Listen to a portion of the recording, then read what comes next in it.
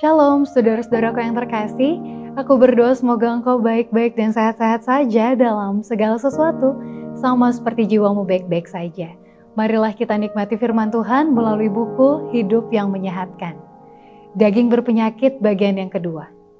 Hanya ada sedikit hewan yang bebas penyakit. Banyak yang sudah sangat menderita karena menginginkan cahaya, udara bersih, dan makanan sehat.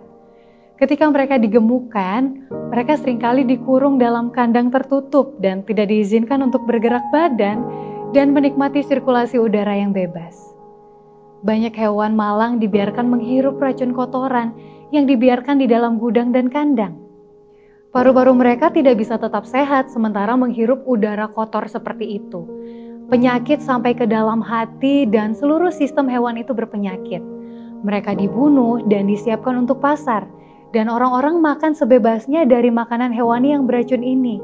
Banyak penyakit disebabkan dengan cara ini. Tetapi orang-orang tidak bisa diyakinkan bahwa daging yang mereka makanlah yang telah meracuni darah mereka dan menyebabkan penderitaan mereka. Banyak yang mati karena penyakit yang sepenuhnya oleh makan daging. Namun dunia tampaknya tidak semakin bijak. Makanan daging bekerja dengan pasti terhadap sistem tubuh. Namun orang yang bersangkutan untuk sementara tidak menyadarinya. Hewan-hewan seringkali sudah terbunuh jauh sebelum dia tiba di tempat penyembelihan.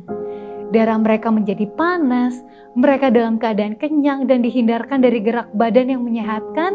Dan ketika mereka harus ikut dalam perjalanan jauh, mereka menjadi kelelahan dan dalam kondisi itu dibunuh untuk dijual. Darah mereka sangat meradang. Dan mereka yang memakan dagingnya makan racun juga.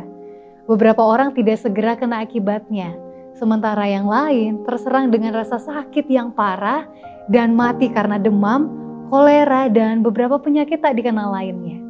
Beberapa hewan yang dibawa ke tempat penyembelihan sepertinya menyadari apa yang akan terjadi dan mereka menjadi marah dan secara harafiah gila. Mereka dibunuh sementara dalam keadaan begini dan daging mereka disiapkan untuk dijual. Dagingnya itu racun dan pada mereka yang memakan mengakibatkan kram, kejang, ayan, dan kematian mendadak. Babi disiapkan untuk dijual di pasar meskipun sementara wabah penyakit sedang menimpa mereka. Dan daging mereka yang beracun telah menyebarkan penyakit menular dan angka kematian yang besar menjadi akibatnya. Daging yang dimakan sedang melakukan kerjanya karena daging itu berpenyakit. Daging yang mereka makan itu berpenyakit dan seluruh sistem tubuh menjadi kotor dan rusak.